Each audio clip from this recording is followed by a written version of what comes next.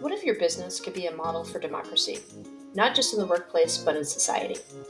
Today's guest, John Abrams, doesn't just ask that question, he lived the answer. As a longtime CEO of South Mountain Company and author of From Founder to Future, John is a builder of companies, communities, and entirely new paradigms of ownership.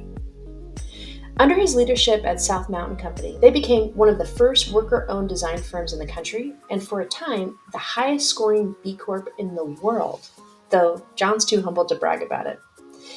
In this episode, we talk about what it means to build a CommonWealth company. We unpack the 5 transitions every founder should consider before an exit, how vulnerability became John's greatest leadership asset, and why employee-owned companies just might be the antidote to authoritarian creep and corporate consolidation.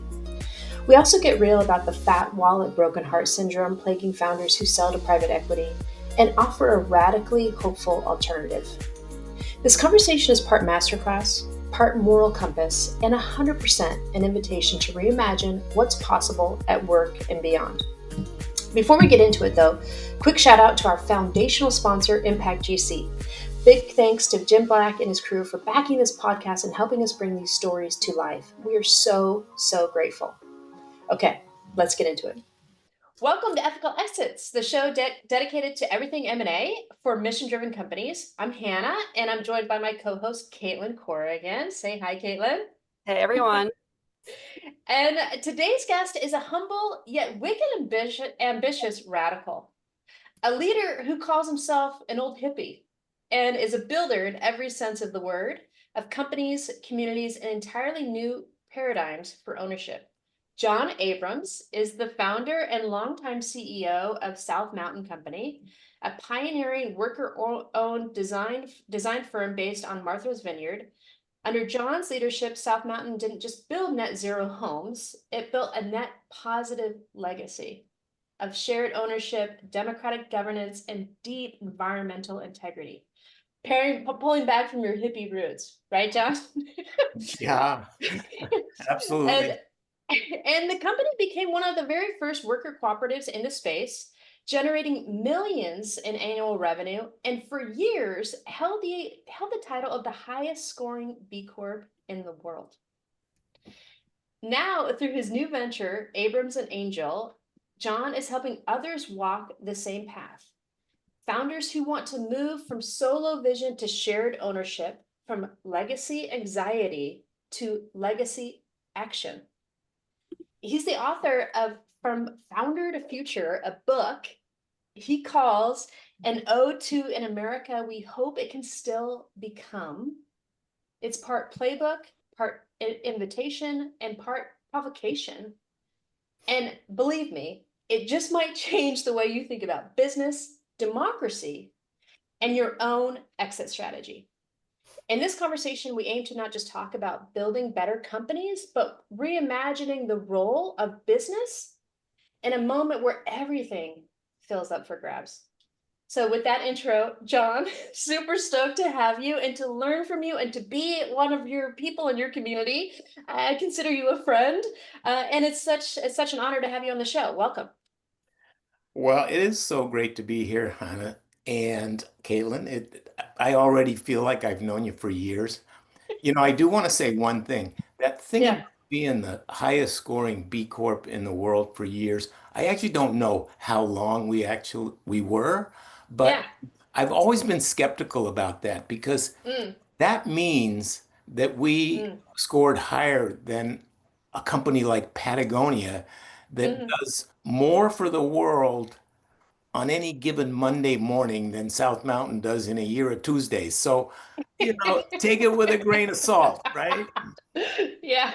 Yeah, no, that's a fair point. We might get into that in the conversation today, around standards and how businesses operate and what true impact is and how we measure that, right? So I think that's fair. And yeah, but even I know that you stayed small and local in your community, and that was on purpose, and I hope to talk about that as well. In contrast to a big company like Patagonia. So what is impact? What does that mean? How big does it have to be in order to be meaningful, right? And to whom? Yeah. I think are a lot of the themes we'll talk about. But before we get into the interview, I wanted to say, so this is John's book, From Founder to Future. It looks my camera's is muffling it. But this is his new book, and we wanted to do something a little bit different. John was kind enough to give Caitlin and I a few different copies of his book so that we could give them away to friends, family, and colleagues. And we have one copy remaining. I've given away mine. Caitlin's given away one of hers. I think we have one copy left. And we wanted to do the same with our listeners. So we wanted to give away a copy to one of Ethical Exit's listeners. Caitlin, do you want to talk a little bit about how we're thinking about doing that?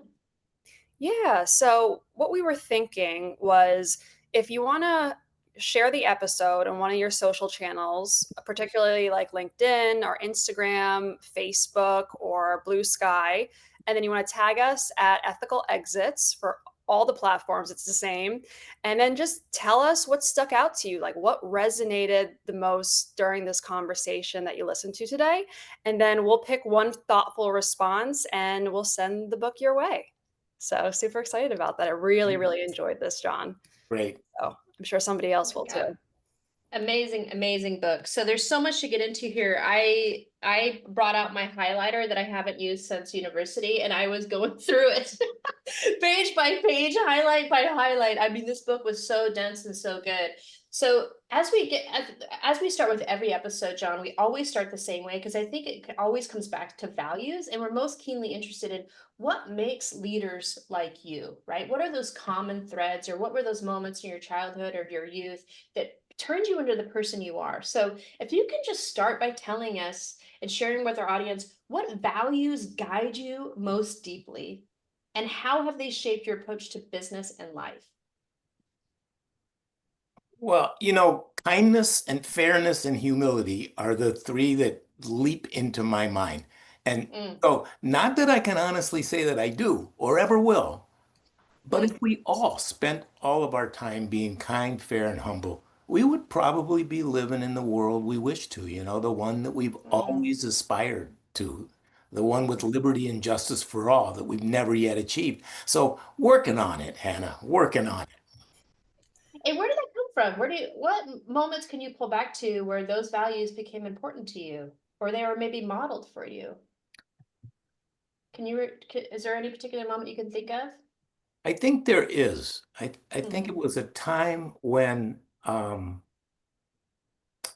there was a time when I was 19 when I took a lot of LSD and other psychedelics, and suddenly one day I just didn't want, mm, it's not like I didn't want to anymore. I just didn't do it anymore. And and my mind turned to Buddhism at that time. mm, And and I spent a year deeply engaged in reading and practicing Buddhism. And then I never did it again, but it absolutely is mm, it's my guiding light. mm, Mm. mm. That's excellent. And that certainly has So showed I up. owe it all to psychedelics. Yeah, I mean, I think a lot, a lot of gurus that a lot of Buddhists follow, or a lot of spiritual people follow, did do a lot of psychedelics, like a lot of drugs, right? Because that helps you get to the other planes, Well, it right? opens doors for sure. Yes, yes. And buyer beware, right? It can open to some doors that are good and some doors that are bad, right? So That is so true. choose your own adventure. But that's very cool. So at age 19, you're very impressionable. You have this kind of like open door experience, and you learn a lot about who you are, what you care most deeply about. And that transcends, right, through everything you've done from that point forward. And I certainly see that in your work. So in your book, you introduce the concept of a Commonwealth company, right? A model that reimagines what ownership is, what governance and purpose can look like. Can you walk us through what that means? And not to give away all the goodies in the book, you definitely have to get, there's so much in there, it's so dense, there's so many good things in there. But can you briefly kind of explain, just to give us a foundation of what those 5 transitions are that you say founders must make in order to build a Commonwealth company? So I think of a Commonwealth company as one that's got the same three characteristics that kindness and fairness and humility, as well as common ownership, profit, Mm, power, information, purpose.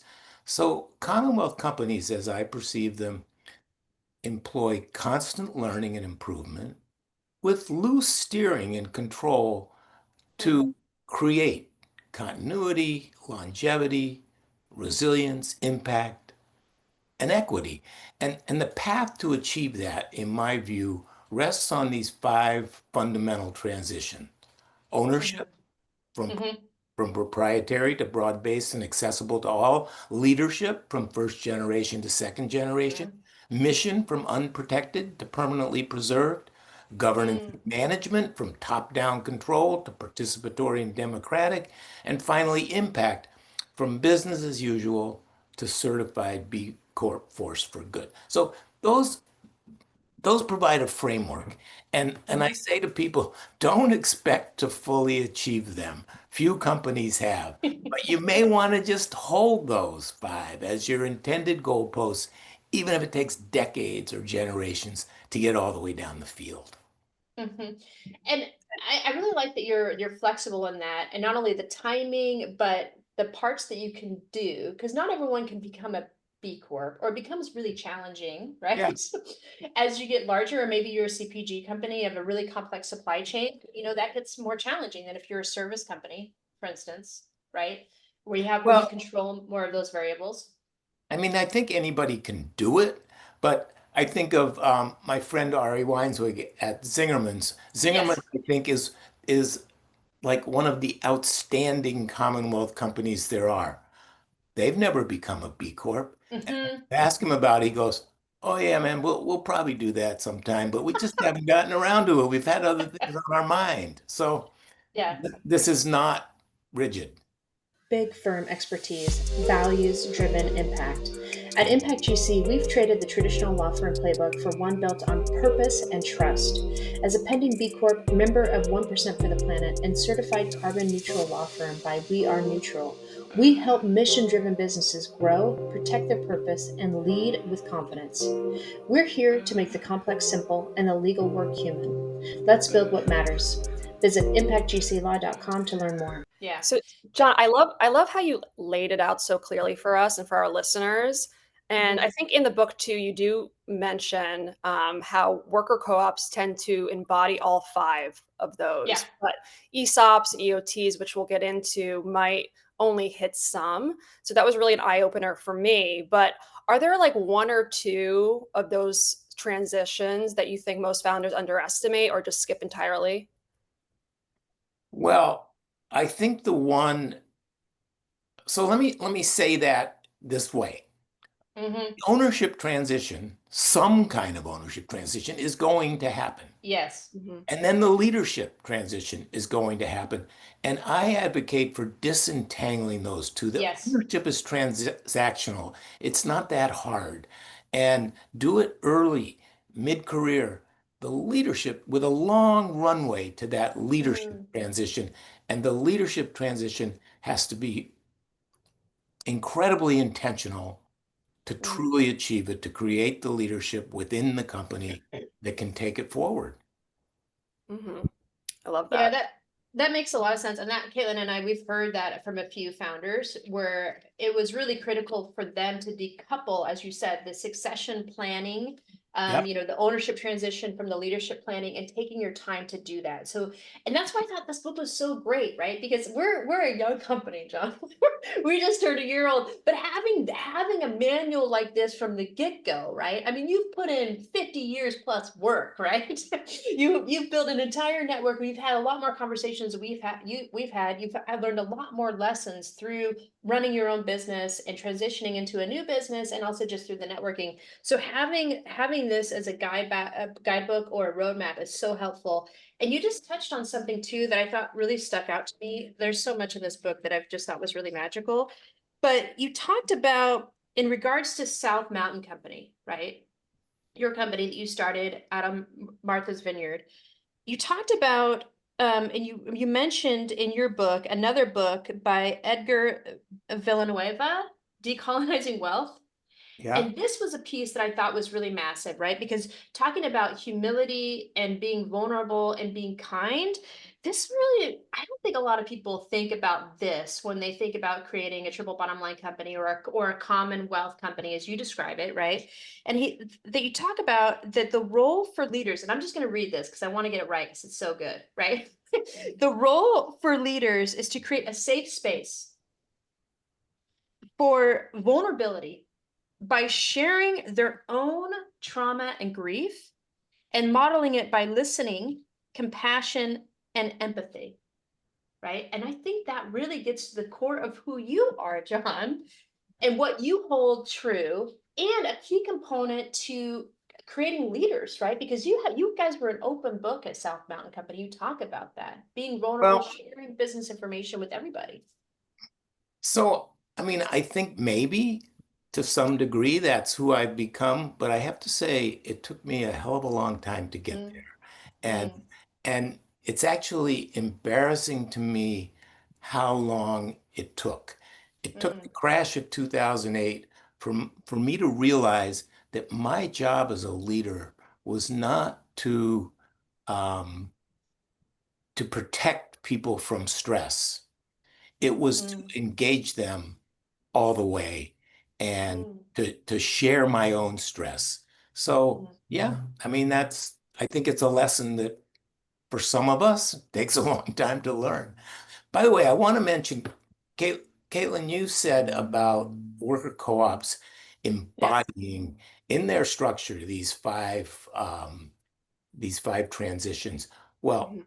and that employee ownership trusts and ESOPs may not, but the exemplary ESOPs that I know and the Hmm. exemplary EOTs that I know, and I profile these in the book, Hmm.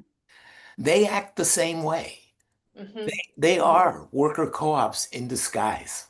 Mm, In fact, some people, there are some businesses that people call themselves ESOPeratives. Mm. mm. So the ESOPs and the EOTs that act like co-ops, even though their structure is significantly different, Yeah.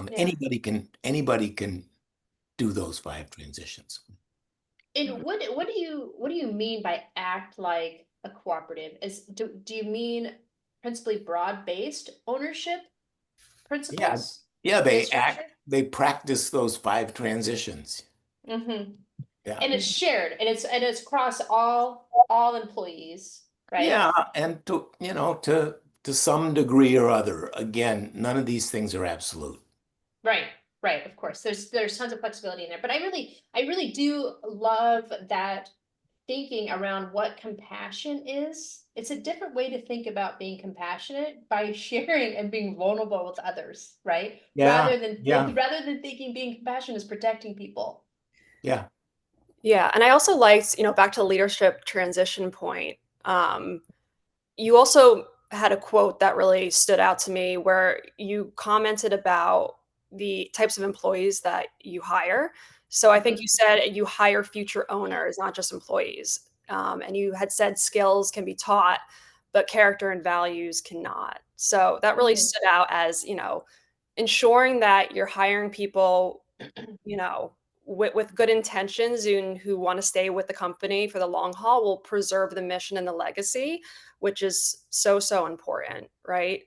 yeah. And I think that's what that we learned that by seeing that people, like in the early days at South Mountain, somebody would come in on a Friday afternoon and say, "Hey, I got a friend, really great person, looking for a job," and I would mm. say, "Tell them to come in on Monday morning," and they would start working, but 35 years later, they would still Yes, be there.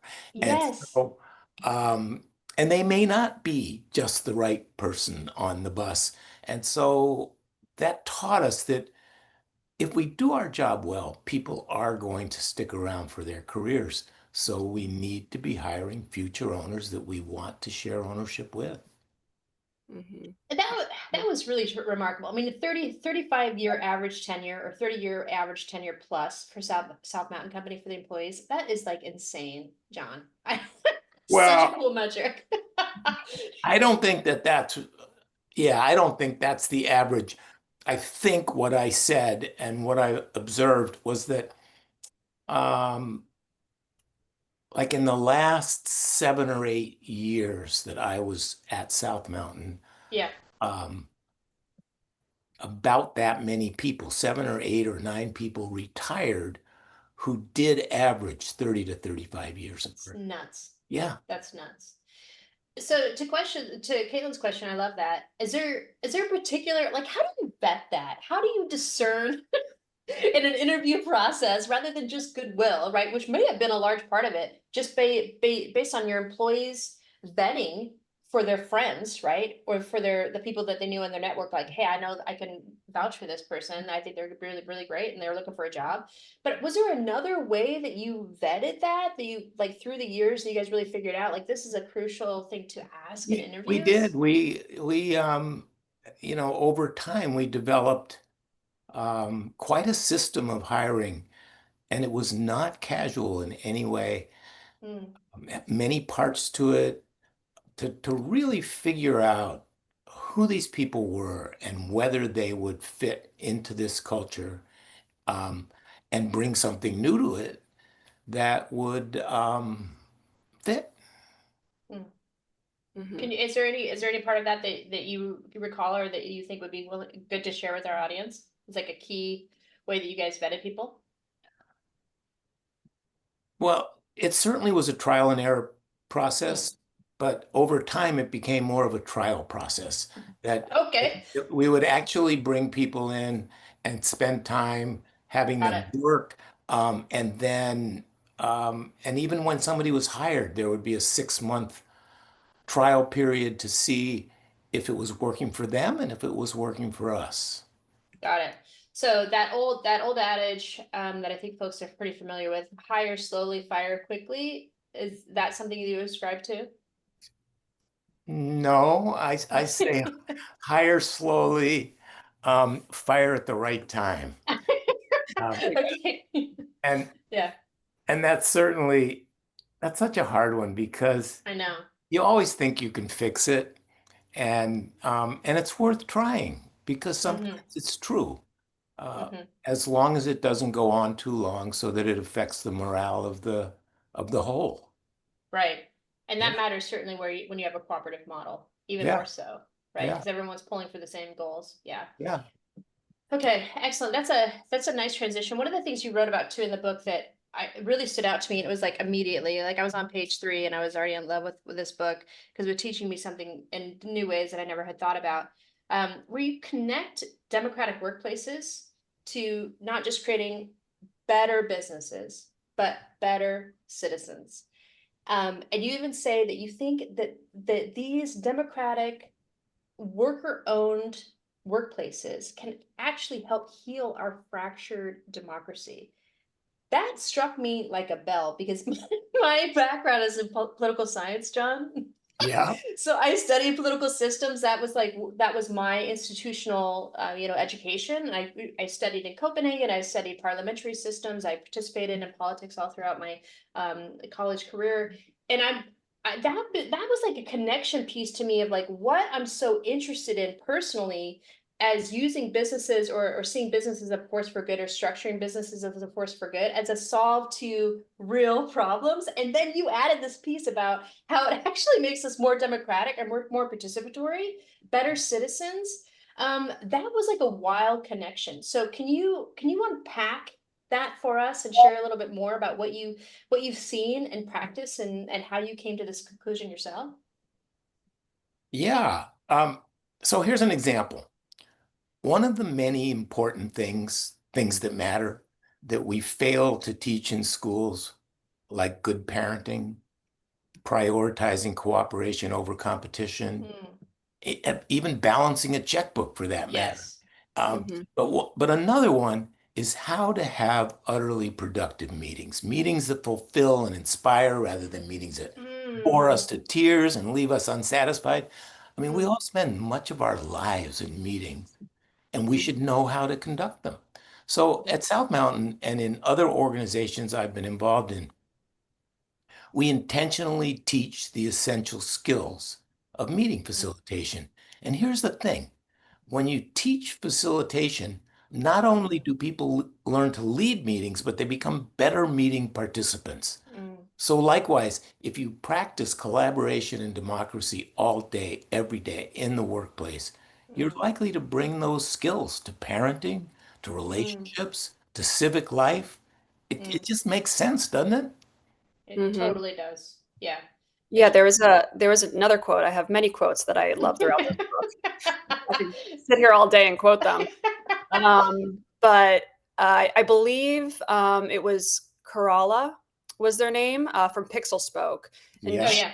she had this analogy that ownership feels like buying your first home, right? So in past jobs, she felt like she was renting, and now as a homeowner, to your point, when it comes to being collaborative and Yeah. democratic and being able to have those efficient conversations and meetings with one another, she said she was more invested in her community, in her Mm. neighbors, making improvements not only at work but in her personal life.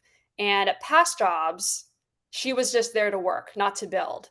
And now that she has ownership, she has more meaning, she's engrossed in this company, now she's here to build. And I just thought that that was such a fantastic example of what EO can be like That's for so so many that's people. so funny because I just had a great email conversation with her yesterday Oh, when she nice. wrote to me and she said, my kids just went away for a week and Mm. finally had time to just sit down and read your book from the Mm. beginning to Mm. the end. And she just had some really sweet things to say. Yeah, Yeah. well, Uh, hopefully she listens to this podcast because that was one of the top 5 that resonated with me. Oh, that's great. Well, I'll let her know about it. Okay, excellent. But that's a good lead way into our next question too. So, you know, right now in our economic climate, authoritarianism is just rising, right? Corporate power is consolidating, and capitalism's cracks are really showing, um, just eroding the foundations of democracy. And yet here we are, right, talking about democratic business and shared ownership and purpose-driven models. So, as someone who has lived these principles for decades and talks about it in the book, what is your call to action to other business owners right now? mm. What does it mean to think more holistically or even more radically about the role our businesses play in shaping the future for generations to come? Well, this is a great question. Mm. Let me just let me say two things that might provide some context. And the Mm. first one is that from the 30s to the 70s, US labor unions helped create a prosperous middle class by negotiating higher Yeah. wages and benefits Yeah. for working Americans. During that time, wealth inequality declined significantly. Right. And at Mm. the end of that era, the typical corporate CEO made roughly 20 times the typical worker. Mm-hmm. Too much, but a lot less than today when that has climbed to 250 or 300 times. If workers' wages had climbed at the same rate as corporate CEOs, the minimum wage today would be more than $100 Yeah. an hour. So Wow. nothing like that has happened. In the 50 years I spent at South Mountain, both political parties left workers far behind. And American Mm. workers are desperate for those who will fight for them and level the playing field. And Mm-hmm. maybe they can find that right Mm-hmm. inside the companies they work for and in which they've Mm. invested their future. That's my hope. And second, meanwhile, today there are approximately 3 million American small businesses with employees Mm-hmm. whose founders are over 55. And during the next 15 to 20 years, those businesses will transition in some Mm. way Yeah. and trillions of dollars will change hands. So some of those companies will be passed down in families. Many will unceremoniously just close their doors when they can't Yes. find a buyer. They're going to Yeah. leave holes on Main Street. Jobs will be lost. Yep.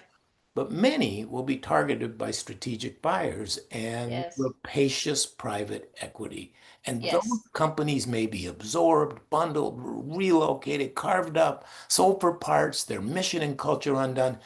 While many founders wish to preserve the values with which they started those businesses, their advisors, financial planners, succession consultants, business brokers, accountants, attorneys, none of them, they know little of the employee ownership options available. Mm. And nor do those founders or the 32 million employees who work in these companies. So my view is that employee ownership can reward founders for their time and investment and simultaneously reward the working people who have helped to build these companies and whose futures rely on them. The purpose of this book is to inspire a Yes. different way of doing business that Yes. preserves mission, promises impact and longevity, and helps and brings working people up. So that's the purpose in the message. It really is an ode to the America to come, the one where we all share the bounty. Yes. Mhm. And you mentioned throughout the book too that there's all of these companies like Start.Coop or Project Equity or CFNE in the book. They're just Mhm. helping to normalize co-op Mhm. conversations and conversions and mission-driven capital, right? And help disperse it right to the right companies. So there's so many resources in this book for so many people to check Mhm. out. If you're Well, the thinking about amazing it, thing, right? Caitlin, the amazing thing is that there is this infrastructure. So when Yeah. we became a worker co-op in 1987, um, Yeah.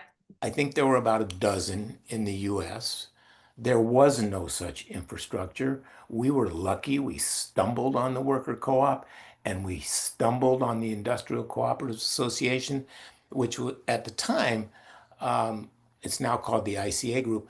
But Dave Hammer, who is the executive director of ICA, says, Mhm. oh my God, in those days, Mm. employee ownership in the US was the Industrial Cooperatives Association. That was it. Mm. And now there's not only this wonderful infrastructure, but all kinds of experimentation going. Yes. So it's a different time. Yeah. Can I Definitely. poke there? Can I poke there, John and Caitlin? I wanna say something maybe a little provocative, maybe a little out of lane, but I think it's relevant. You didn't start your business just to sell something. You started it to solve something. But solving big problems with limited resources, it's slow, it's hard. And in a market moving this fast, values need more than vision. They need velocity. This is the kind of challenge Up and Over Advisors was born to solve. We help mission-driven companies scale smarter through values-amplifying acquisitions. Because when ethical founders grow, capitalism gets an upgrade. We do the heavy lifting to find and qualify companies ready to partner or sell to someone like you. We don't just close deals, we open doors to broader impact. Ready to scale yours? Let's build the future on purpose. Visit upandoveradvisors.com to learn more. I just saw that there's now 10,000 B Corps, registered B Corps, certified B Corps globally. The Yeah, last number I saw was 8,000. That's a huge jump, yeah. right? Globally. Um, my question is, and I've been thinking about this a lot, and Caitlin and I talk about this a lot, and you just mentioned it too. It's like, especially when we have this rising authoritarianism, we have the reduction in social services, right? The government is not coming to help people in the ways that we have been accustomed to. And I don't see it getting any better, especially with this all the Supreme Court rulings. I don't really see a lot of things improving as far as the social contract and taking care of one another and liberty and justice for all and the social safety net. So my question is more B Corps good enough, or do we need better, more innovative, more aggressive, if I can use that word, B Corps that are becoming better B Corps, not just more, but better? And what does that better mean? And in my opinion, I agree with maybe perhaps what you're, maybe with you, and that I think a lot of it has to come from decolonizing wealth, regenerating wealth, and wealth redistribution. And and maybe maybe being a little bit more aggressive in market and sharing what's great about our, your B Corp, people's B Corps, what makes them great, and expanding to help more companies adopt that model, whether it's through acquisition or partnership or mergers, right? Not to just keep, and this is the counterbalance between small giants, which you talk a little bit about in your book, right? Staying small is good, versus, well, we're in a different world right now. How do we take care of each other in a big, bolder way? Well, first of all, I know that we will get out of this hole that we are in. It's a Mhm. deep hole. And the only question to me is how much damage will be done and how much Yeah. suffering will be endured before we get out of it. But we will, and we need a different way of getting out of it. So when it comes to B Corps, there's nothing sacred about a B Corp. There's nothing, Mm, um, you know, so it, it takes 80 points to yeah. get certified. Um, but just getting those 80 points does not amount to much. That's just a beginning. As you said, Hmm. it's really important that these companies are getting better and better and better at doing what they do. And fortunately, and B Corp, B Lab, which is the Yeah. organization that certifies, has had all kinds of difficulties as people feel like the standards are getting eroded. And but the thing about B Lab that I've learned at the very beginning of the B Corp um, adventure, they asked us to certify, and we thought about it and we went, well, we're just a little local company. We don't That won't help our brand or really help us. And Mm, and plus, we do all this stuff anyway. But then we decided we want to support this movement. It's mm, important. And so hmm. we certified, and not only we found that no, we didn't do all this stuff. There was so Hmm. much more to learn for us from that process because it's a it's quite a rigorous process. And but the thing we learned about the organization, one of the things we noticed as we did our assessment is there was nothing in there about ownership. Yeah. And I remember calling J. Cone Gilbert, who was one of the three founders, and saying, "Hey, Jay, we've just been through this whole thing and there's nothing about ownership in here." Hmm. And he Hmm. goes, "Oh my God, that is such gross oversight. I can't believe it. We'll get to work on that right now." So Hmm. B Lab is a learning Yeah. organization, and they are learning all the time. And as the companies that certify get larger and larger, they have to learn about that. So it's a Yeah. process. It's a process. Yeah. And I think it's a great one. I think it's very important. It's done something. Um, it's provided a framework that is valuable, imperfect, but valuable. I love that. I love your hope and optimism, John. That's refreshing. I'm glad you do. That's so funny because that reminds me of the Kirkus review of my book Yeah. said it ended by saying uh, about me. Mm. Not all readers may share his optimism, and they Mm. said it as a criticism. And being the optimist I am, I just took that criticism as a compliment. I love that. That's so great. That's so John Abrams right there. That's your brand, bro.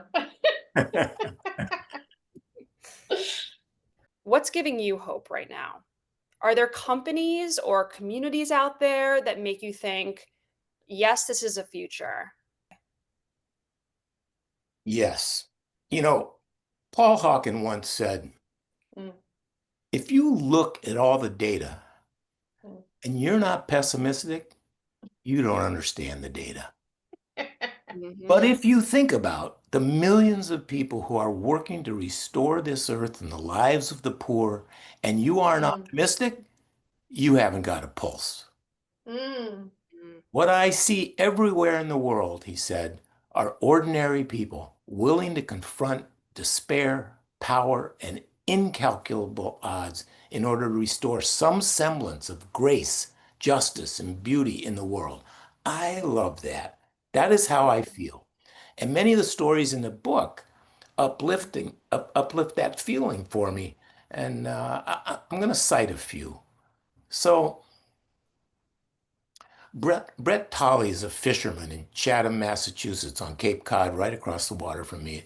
And as he tells it, he says five or six of us were sitting around a living room in 2017, lamenting the state of the local fishery, the buyers who kept sinking the prices, and our limited ability to earn a decent livelihood doing the Mm. work we love.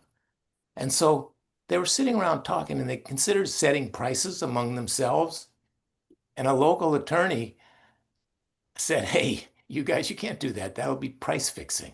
Right. Mm, But you could engage in legal collusion if you organize a cooperative and everyone Mm. sold through the co-op. So they did it. Mm. And roughly 20 fishermen own and operate the Chatham Harvest Cooperative, and they share in the decision making, they share in the profits. That Mm. attorney's knowledge of cooperatives changed the trajectory. And Tolley says everything centers around the fishermen. Our idea is to move Mm. fishermen from being price takers to price makers to build a Mm. supply chain that has a fair price paid to us and a fair price offered to the local community.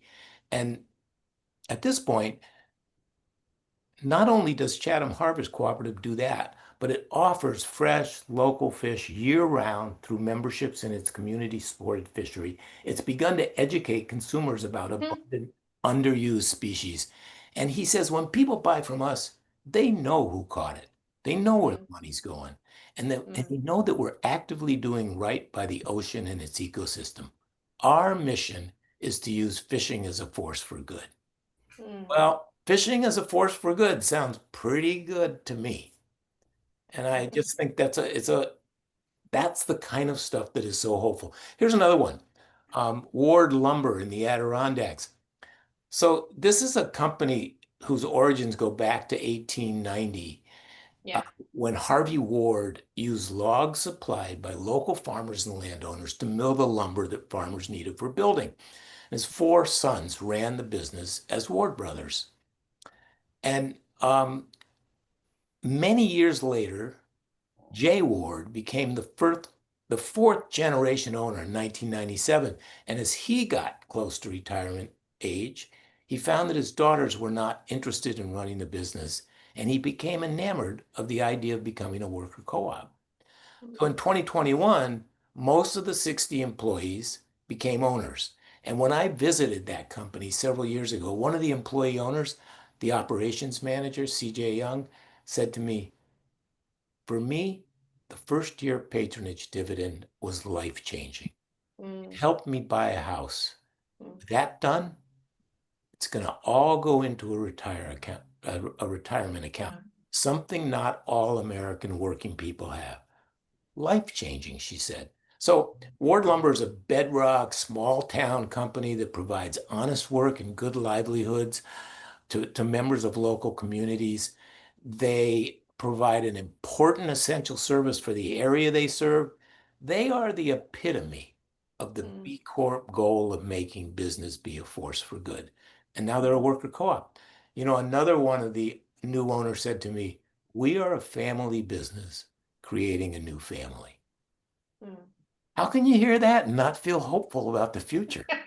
mhm, Yeah, I love that, John. I think a lot of those themes, a lot of what you say and what you've talked about in your book and also here again, it reminds me a lot of how these outside dark forces, their goal is to isolate us.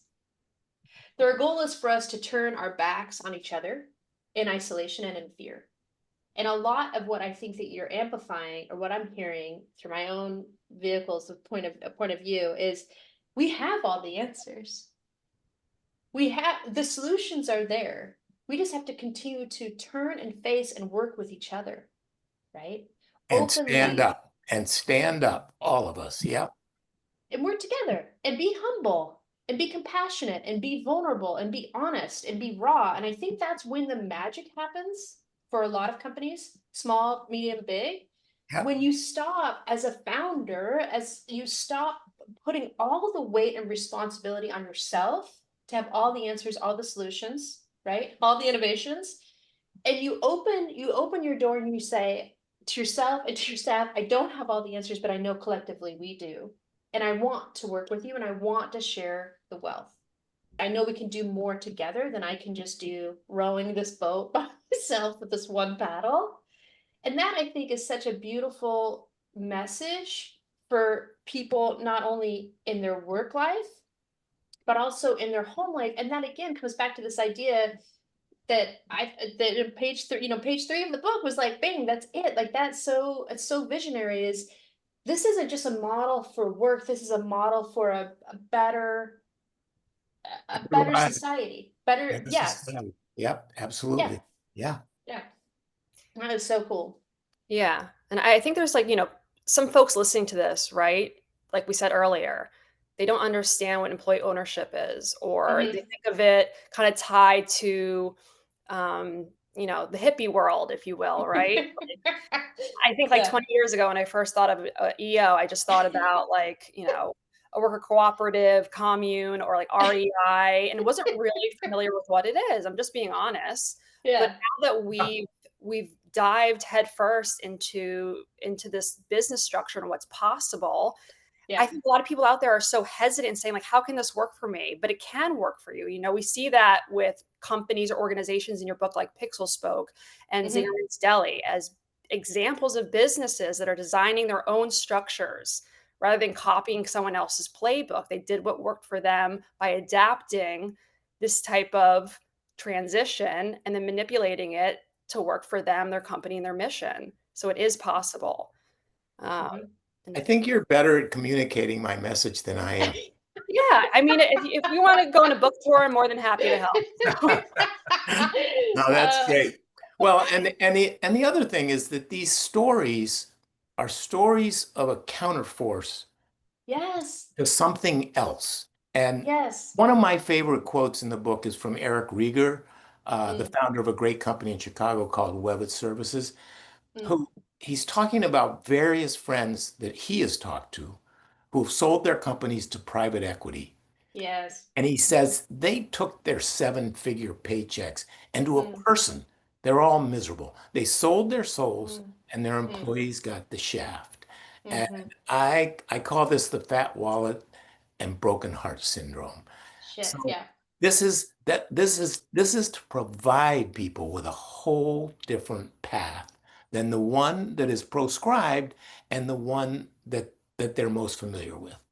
Yeah. I'm glad you brought that up because Caitlin and I just recorded a bonus episode. We haven't released it yet. We're not sure we're going to release it, but we just retold the story of private equity at Toys R Us. And we really break down how private equity works, how the Oh, capital that's works. so great. Yeah.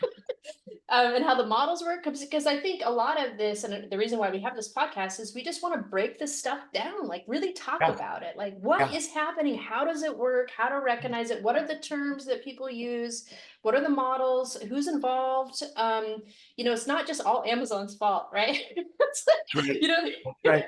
there's some other dynamics going on. So and I know too, from what you've shared with us, your Buddhist journey, your psychedelic journey, you're not the only founder who has shared those kind of learnings or lessons or journeys with us, their own personal journey. But I know that having any kind of leanings into the Buddhist teaching, you believe in your soul, right? So the way you describe, and that's like the goal of your life, right? Is to do the soul work, to work through your own karma, to work through your stuff from your past life, perhaps, right? And then to get on to the next challenge. And you're in this life to face the challenges that you still need to overcome, right? Nothing's done to you, it's done for you, right? There's that kind of sentiment. So this idea that selling to private equity is the fat wallet. What did you call it? Fat wallet, empty heart, Wallets and broken heart syndrome. broken heart syndrome. That is like that to you, I must imagine, is the ultimate death while still living. If you believe in doing the soul work on this earth. And by the way, I'm not really working through my karma and working through my past lives. I'm like a bad Buddhist. I'm not, it's just something that infected Yeah. my consciousness and became a natural Yes. part of my life. Cool. You know what I mean? So cool. Yeah. It's like that's the wizard behind the curtain for you, John, right? That's what you initiated. But that kind of I think we have time for this bonus question. I wanted to talk about private equity a little bit.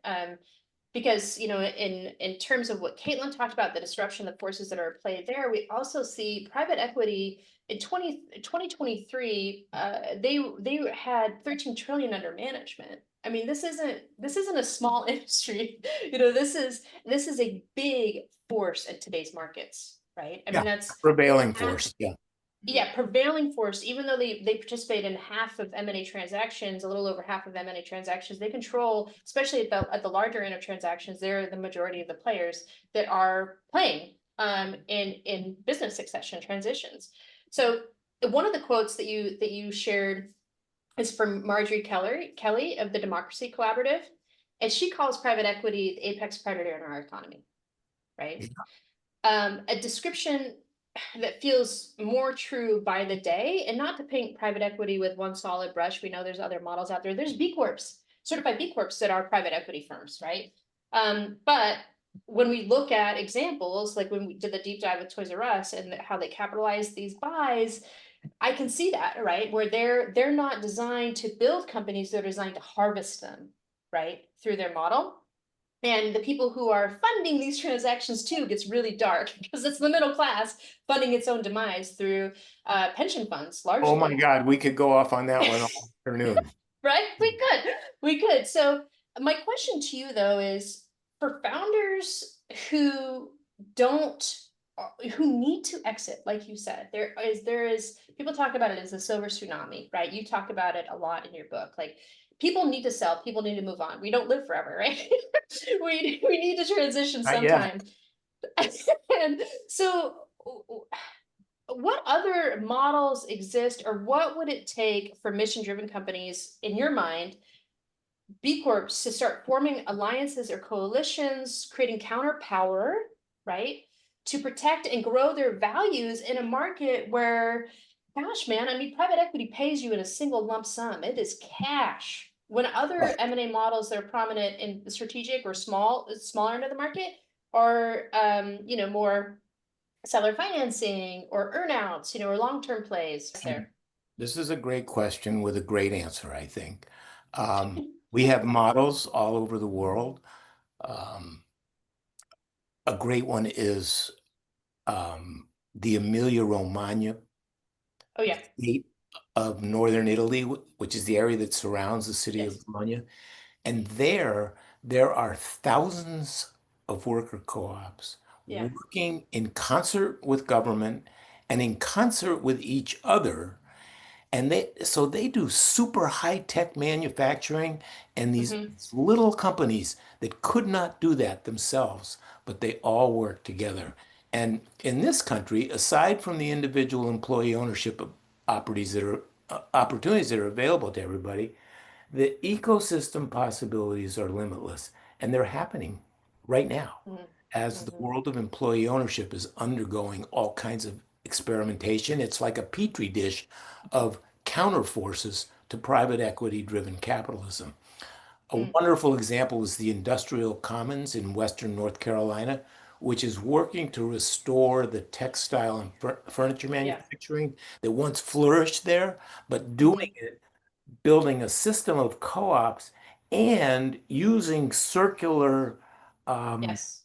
circular manufacturing where one company uses Yeah. the waste from another Yes. to make good stuff. And then there's the Evergreen cooperatives in Cleveland that they're making a network of inner city blue collar co-ops.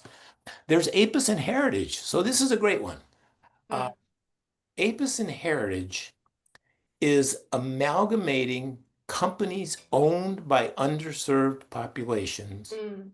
and helping them become employee owned. And they are using patient private equity capital to do, Mm. and they are elevating these companies. I mean, one of the a person that was instrumental has been instrumental in the world of worker co-ops, Melissa Hoover, is responsible for training and teaching these companies, which are Mm. becoming ESOPs, Mm-hmm. but kind of co-op based ESOPs. So there's all of this happening, and these are examples. I mean, these are the manifestation of the pulse, as Paul Hawken put it, of Mm-hmm. restoration and community equity. Amazing. That's Amazing. So I think that what I take from that is founders, stop thinking like you're alone. Yeah, that's such a great summary. Yeah. I mean, there's so many There's resources a out there. lot going on out there. There's a ton, and this is a great start. So don't forget to tag us, share the episode, say what you liked. We have a copy we want to give out to people, but outside of that, buy John's book. It will change the way you think. It's just in this episode, so many resources, right? We're gonna have a lot of work in production, Caitlin, to make sure we get all these resources cited with URLs and everything. But this is such a good, excellent book. It's so well written. And there's just so many good takeaways. And I think, founders don't act like you're alone and start early, right? You don't have to Start be at the early, end of your start now. career. Yeah, you don't have to be at the end of your career to start thinking about succession or thinking about ownership structures or thinking about how you become more resilient. I really appreciate this conversation. I love I love your passion. I love the way the two of you think and the way you think together. So keep up this great work. Thank you, John. We just have one last question for you, the way that we always like to close. Caitlin, you want to run that one? Yeah, so we always spotlight a cause because Hmm. at its core, everything we do with this platform is about helping to scale philanthropy. So I'll hand it over to you, and you can just spotlight a different organization or movement that's close to your heart that you'd like our listeners to support. So, Caitlin, I love effective philanthropy, and especially when it's local and tied to a community.